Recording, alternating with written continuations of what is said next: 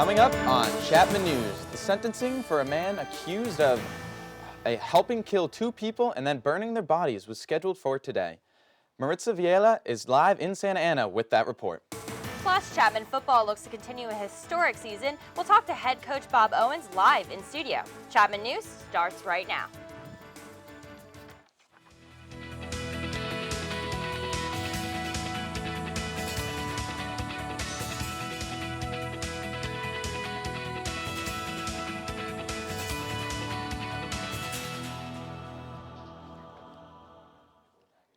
Good afternoon and welcome to Chapman News, Orange County's only live newscast. I'm Tom Jackson. And I'm April Lynn Neuman.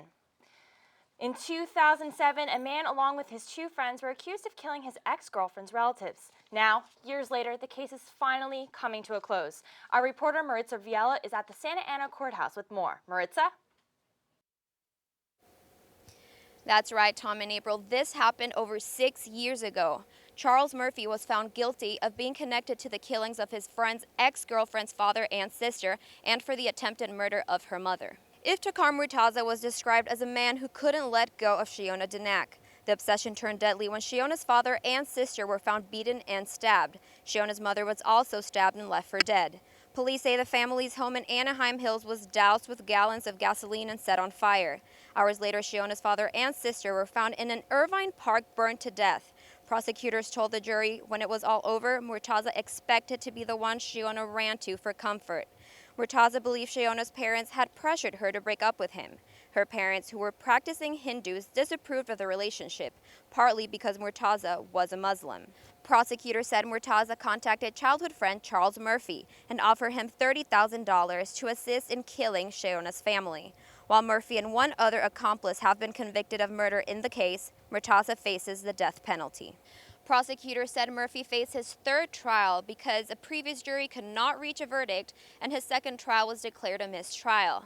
His sentencing was set for today, however, it was rescheduled for November 4th. Reporting from Santa Ana, I'm Maritza Viela, Chapman News.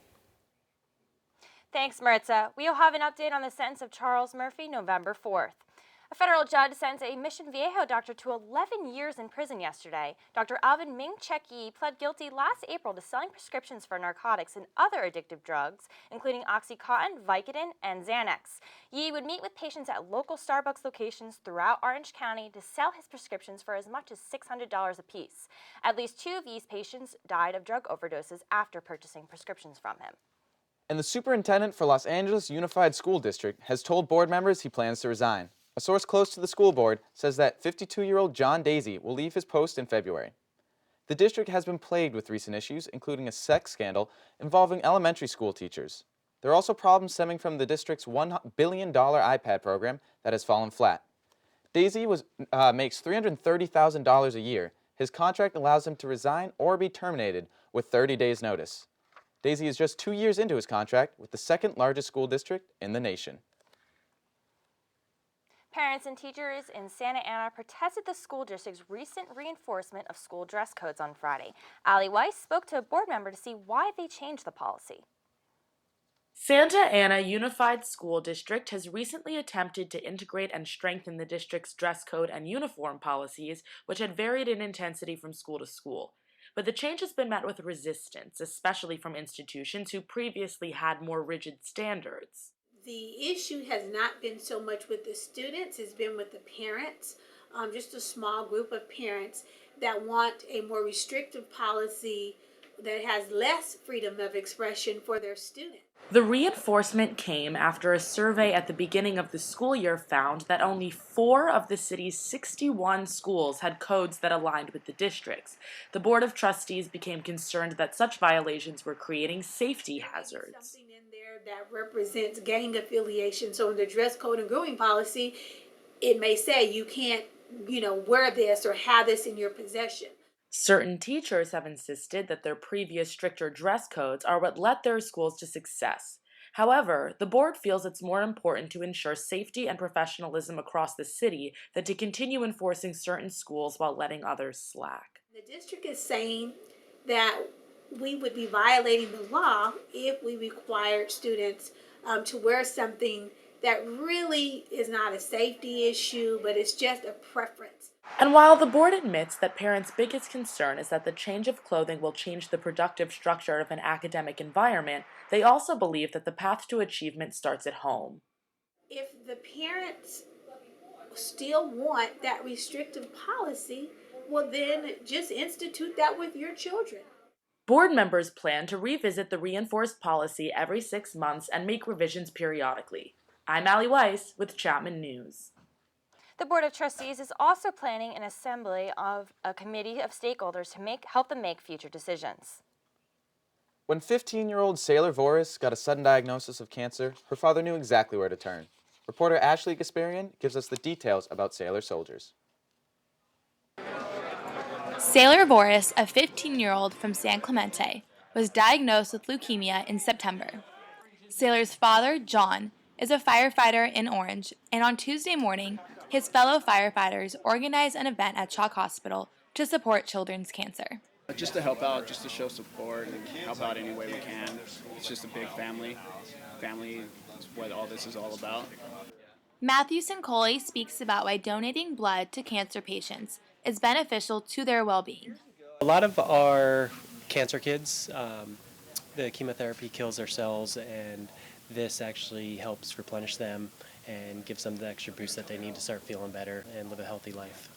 So what the Orange Fire Department is doing today is we decide we're going to shave our hair to support the kids, to support Sailor. I really think that everyone can get through it, and truly when I'm done with all of this, that I can truly go out there and inspire others and say, you're strong enough, you can get through this. It is a huge battle, but you can beat it. Sailor's friends, family, and the firefighters of Orange have donated over 100 pints of blood to Sailor.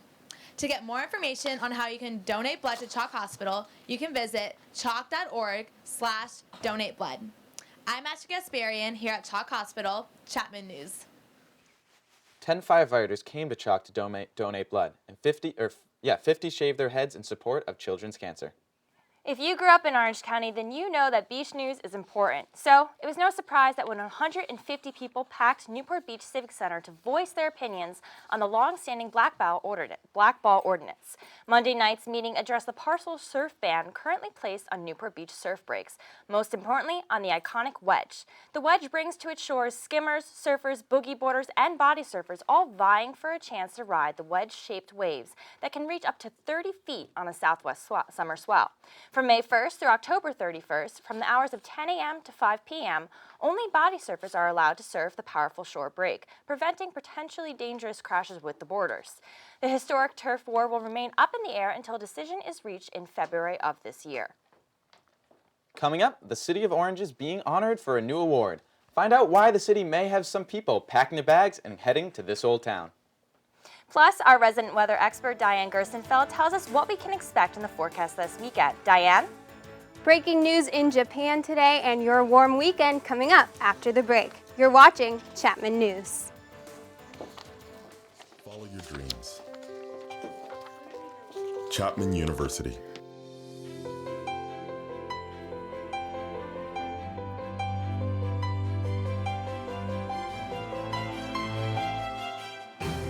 Take your life to new heights.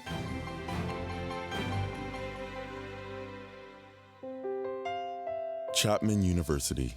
Invest your humanity. Lead. If you could dream anything, what would it be? Literacy gives us the power to make our dreams come true. It ties people together, enriches lives, provides a world of opportunity and a lifetime of memories you never forget. With reading, we take an intimate look at ourselves and each other and take part in a different kind of national pastime.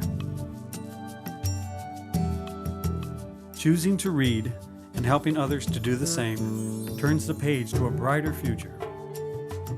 Chapman University's School of Education has achieved the support of literacy partners like actor Anthony Michael Hall and Steve Wozniak, co-founder of Apple Computers.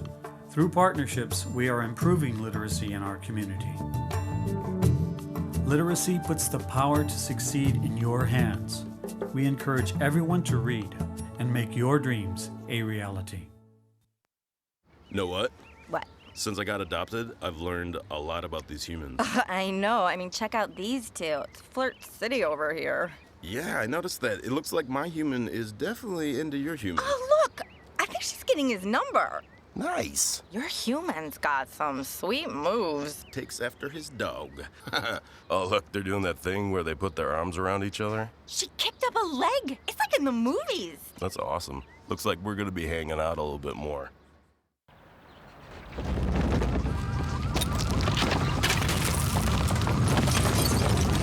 Up to 40% of businesses never recover after experiencing a major disaster.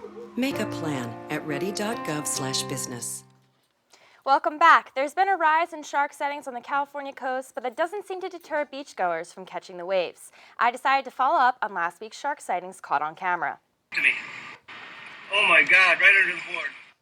At Manhattan Beach last week, 2 surfers captured footage of sharks swimming under their boards. Kyle Daniels, captain of youth programs and community services for the LA County Fire Department Lifeguard Division, explained the agency's current procedure. We're making additional patrols, and we're notifying the public if there's any unusual behavior or if the sharks have come in particularly close or near crowds of people. I mean, we've looked at a few other agencies that do have policies. Most of them have all had significant shark events. And we're trying to basically adapt the different policies from the Southern California agencies to come up with our own that applies. I wanted to see if the shark sightings were unnerving the people that they'd affect the most. So, I came to Huntington Beach, Surf City, to talk to local surfers about their reaction. I don't think too much about it. I know they're always out there. It's nothing new. My girlfriend has with me about, the shark's going to get you. He's in that all the time. And, I get more cuts and more injuries from colliding with my surfboard than I do from any shark. It's something I never think about. Just a part of life to know that they're out there. It does, of course, give everybody a little bit of the creeps, I believe, especially me, but very rare occasion that they would attack. See them right out in the lineup when you're about to paddle out, maybe it'd make a difference, but I don't think about it every day. I'd say you have a better chance of getting hit by lightning or hitting a lottery than getting eaten by a shark. Reporting for Chapman News, I'm April Lynn Neuman. April, I don't know about you, but those surfers, they're a lot more courageous than me. I've seen Jaws, and I wouldn't step foot in that water.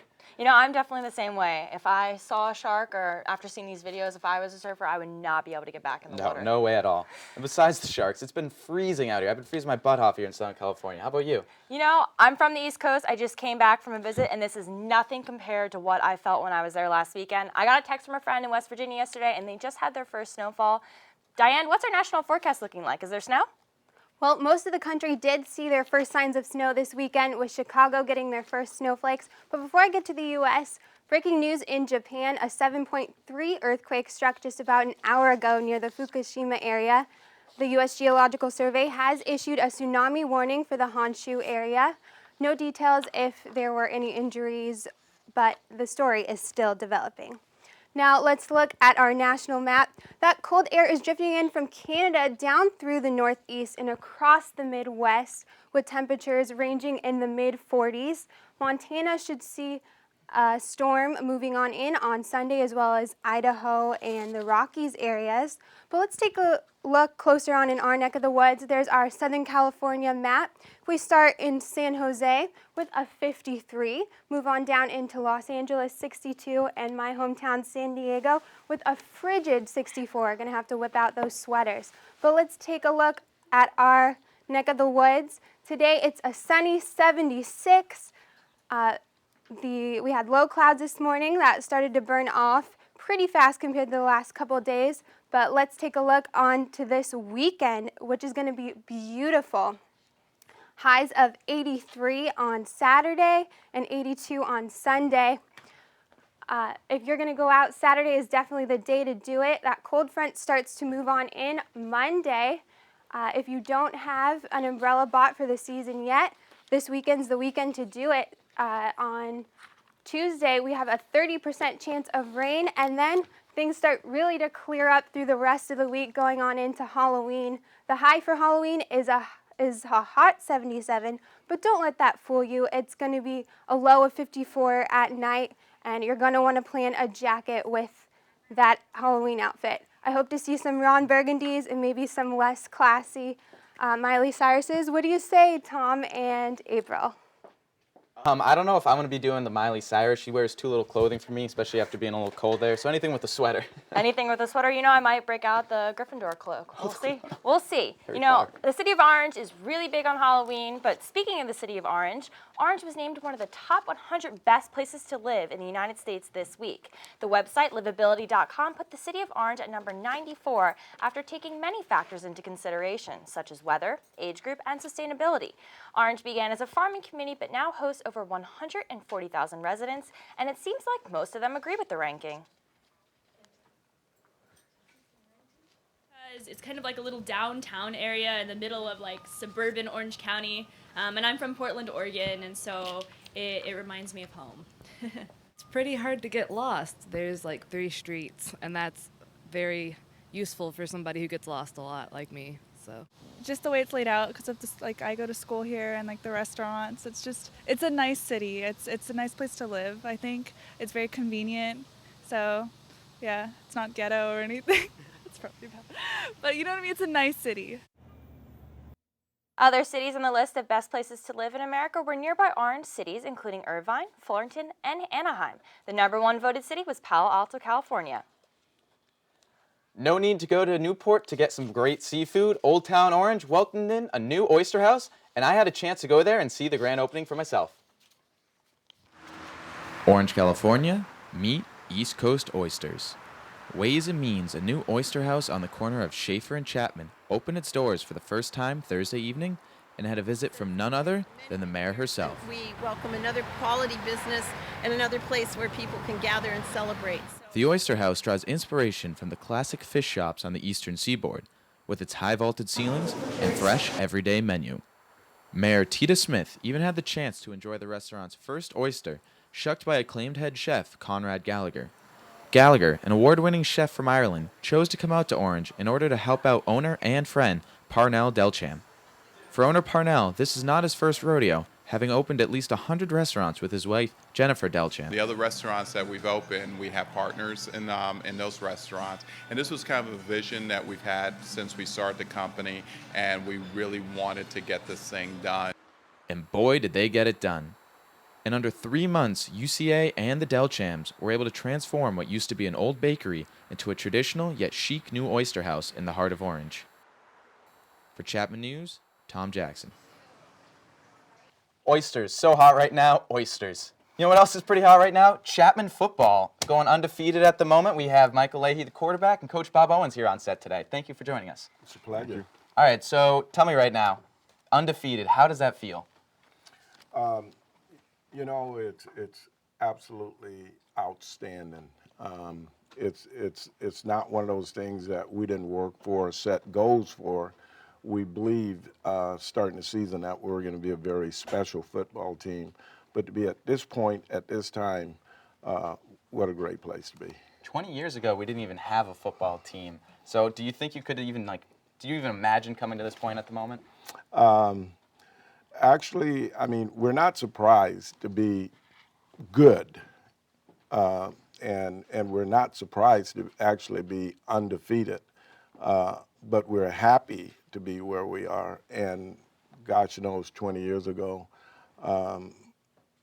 you know, it's been exciting. I've been here 8 years, and just to see us grow at the rate that we've grown and become the kind of competitive football team that we are, and to be in a conference and to be at the top echelon of the conference, I mean, all of that, you know, I mean, it's more than we can, you know, I mean, we're elated to be where we are. It's definitely huge, and you know, you guys had a setback this summer during training camp. You had 2 captains who were injured. Can you talk about that? Yeah, we had, you know, our running back from last year and our safety, Josh Irvin and Jeremiah McKibbins. They both went down with ACL injuries, you know, day 3 of camp, and that was you know, obviously losing those guys really hurt us, but a big thing with our team is to overcome adversity, and I think that helped our team, you know, come closer and to realize that, you know, we can do this and that we can play together as a team. And specifically to you, I mean, there's been 6 to 8 quarterbacks in a couple of years. bit of a cycle. How have you won that job? How have you kind of solidified that? And what have you do to like prepare for every game? You know, I think it's just, you know, like the second, third string guys, they always, you know, they push me to play better, everything like that. And I think it's just the off season, you know, working out hard, getting trust in your teammates and everything like that. So it's just you know, it's a year-round process. So I think it went good. You know, Cal Lutheran's head coach had some interesting things to say about you guys and your undefeated record. Can you talk about that and what it does for your guys' motivation? I'm not quite sure exactly what he had to say, but I will say this, you know, I feel like you can only coach one team at a time, and so basically for us as a program and for me as a head coach, we focus from week to week, and we really are pretty insulated in terms of looking around and being aware of what other people think or what they say, unless we're going to play them. All right. Well, thank you very much, Michael and Coach. We wish you guys luck this weekend for Redlands. Yeah, big game coming up this weekend. Thank you very much. Thank you guys. And after the break, the king of the Queen City, Alec Bochner himself, sets us up with the latest in local sports. And the Ducks look to bounce back after a loss. We'll give you the results coming up on the Best Campus Sports Show. As a project coordinator at the Newport Beach office of Taylor, I see the impact that my work has on the community, and I know I can do more. Again tomorrow. When I won the Tomorrow's Leader Scholarship, I was very fortunate that my company has been very supportive of me pursuing my MBA. MBA graduates in Orange County have a lot of opportunity because Orange County is so diverse and so connected that you have limitless options. Being a great leader is being able to identify people's strengths within your team and allowing them to contribute using those strengths. The Chapman University Tomorrow's Leaders Scholarship provides me the opportunity to do more. By pursuing my MBA at Chapman, I have become part of a larger network of emerging leaders. Join me in becoming one of tomorrow's leaders. Together, we'll build a better future.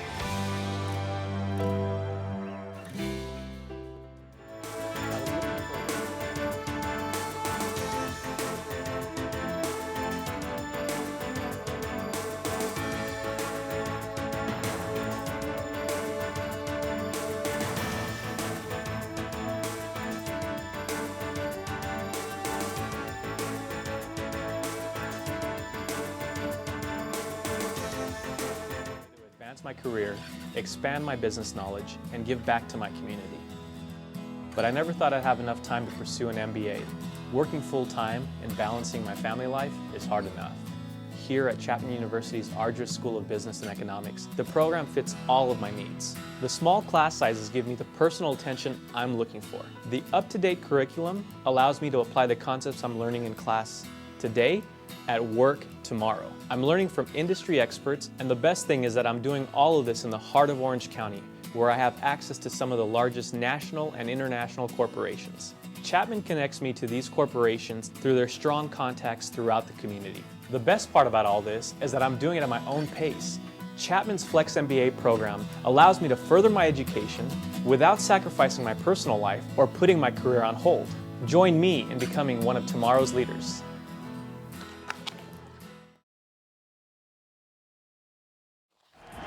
There he goes. And a high fly ball on the left. At the wall. It's gone. Red Sox lead it 2-1. And welcome back from the World Series to Chapman's huge football game. It will be an exciting weekend in sports. I'm Alec Bochner, and this is the Best Campus Sports Show. Let's start with women's soccer. Coming off an impressive 4-0 victory over Whittier, the Panthers look to improve their home record to 5-2.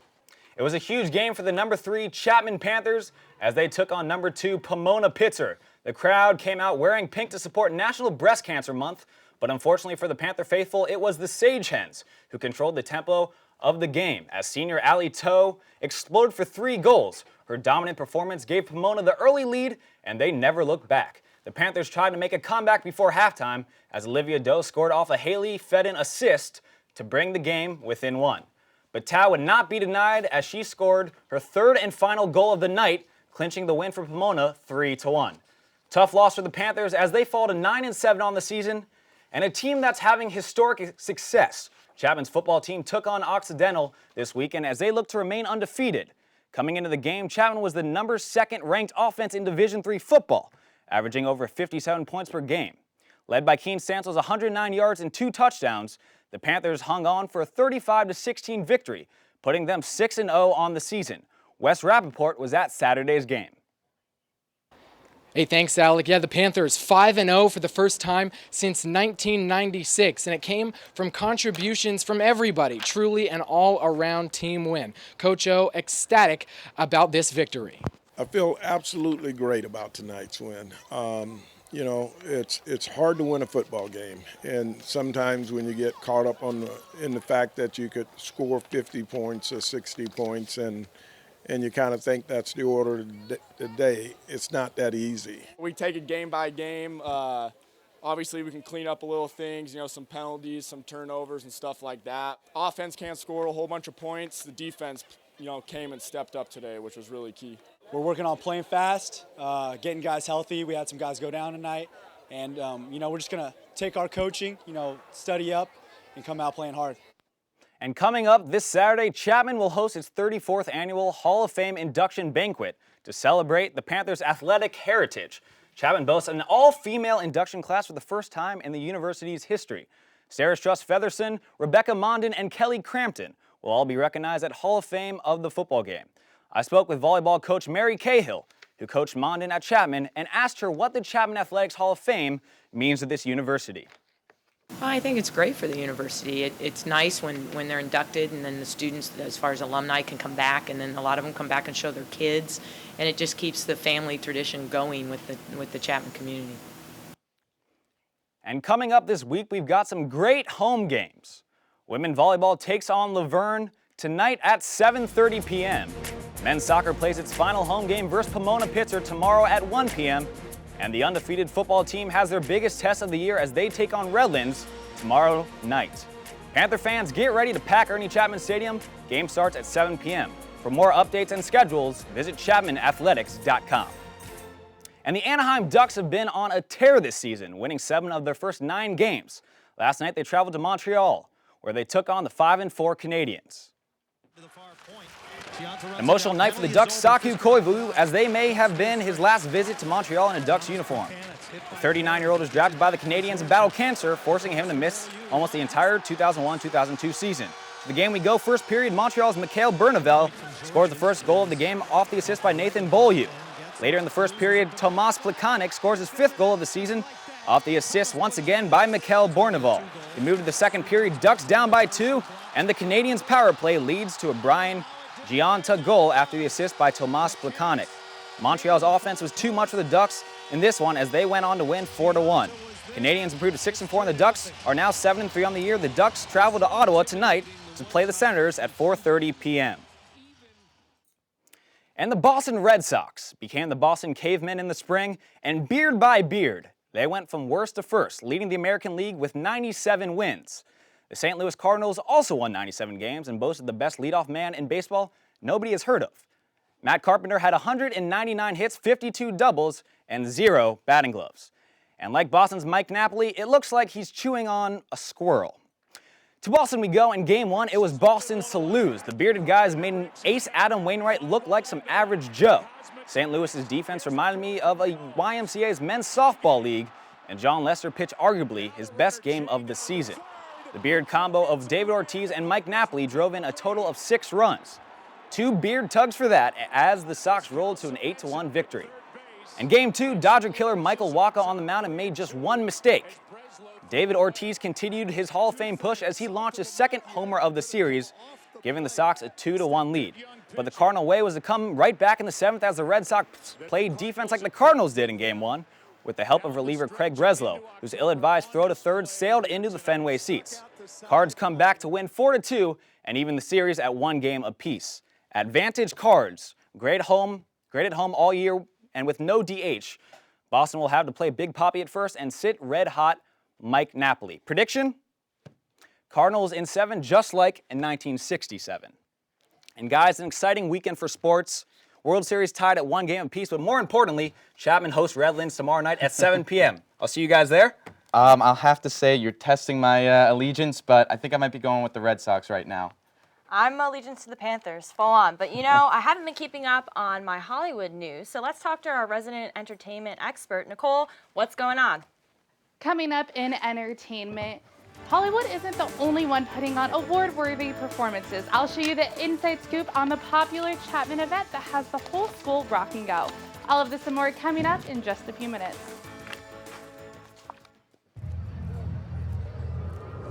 Looking for these? You drive buzzed. It could be one very expensive ride. First, you gotta make bail. Then pay me to get your car back. Your insurance premiums will go through the roof. And my legal fees just keep adding up. All told, it could end up costing you $10,000. Nothing kills a buzz like getting pulled over for buzz driving, because buzz driving is drunk driving. So, I got this new family, and I don't know what it is about this one, but she can't seem to put down that toy all day long. Tap, tap, tap, tap. Oh, and she even talks to it. She talks to that more than she talks to him. What's up, bro? Nice shirt. Who's she talking to? Her mom? She talks to her mom a lot. The next 30 seconds can save you a lot of money. Just do your laundry in cold and stick to full loads. Auto-sleep your computers. Plug your gadgets in a power strip and switch it off when you're done. Headed out? Turn back your thermostat by 10 degrees. And drive sensibly. The more energy you save, the more money you save. Find other great tips at energysaver.gov.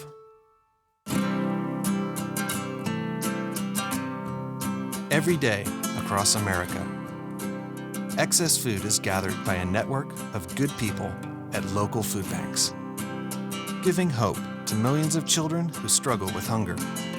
They've earned their wings, and you can too. Together, we can solve child hunger. Support Feeding America and your local food bank at feedingamerica.org. Welcome back. Tom, name that family that had an engagement and a divorce announcement in the span of less than 2 weeks.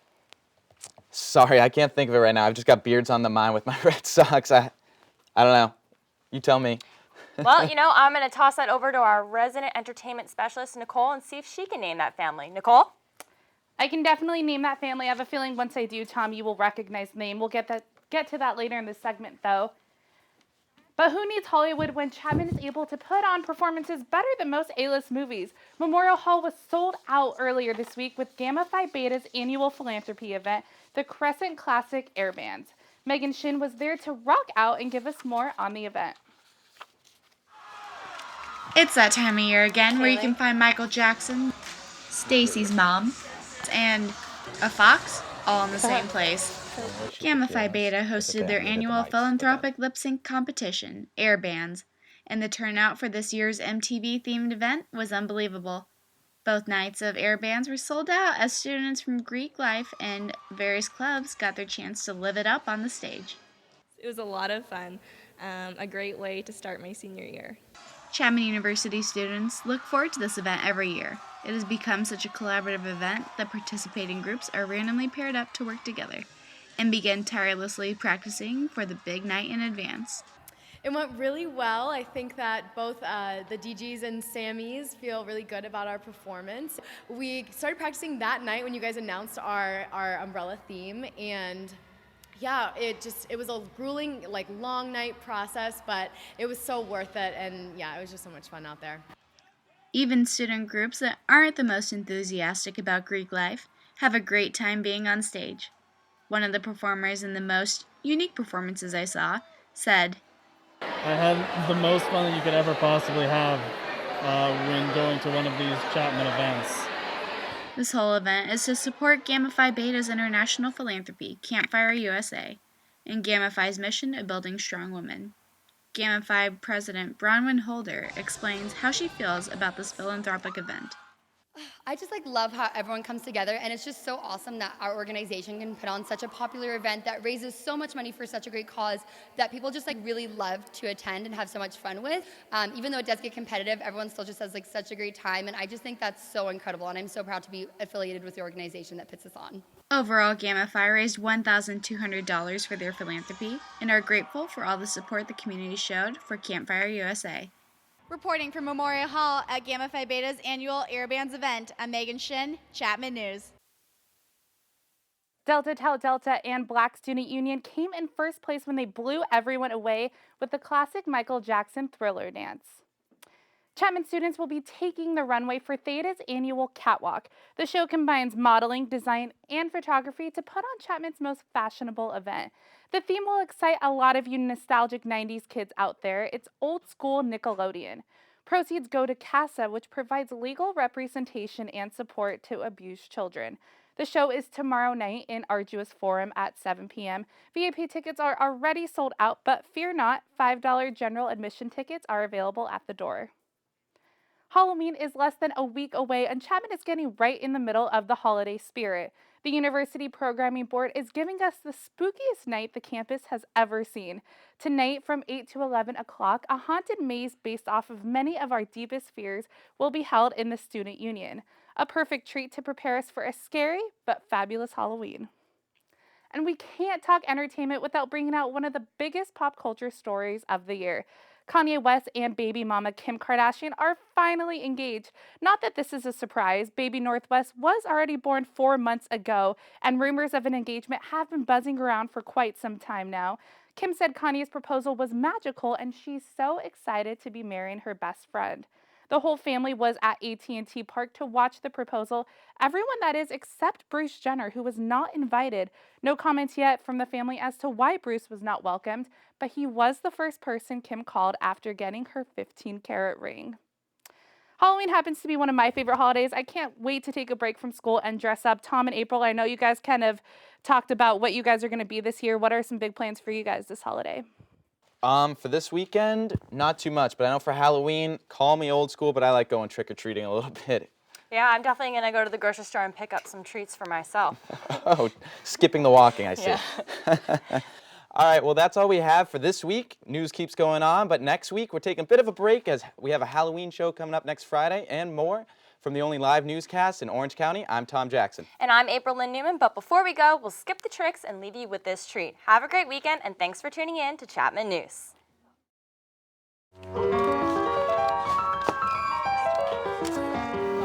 At first I was afraid. I was petrified. Oh my Kept thinking God. I could never live without you by my side. But then I spent so many nights just thinking how you did me wrong. And I grew strong, and I learned how to get along. I've got that chained up little person still in rough with through.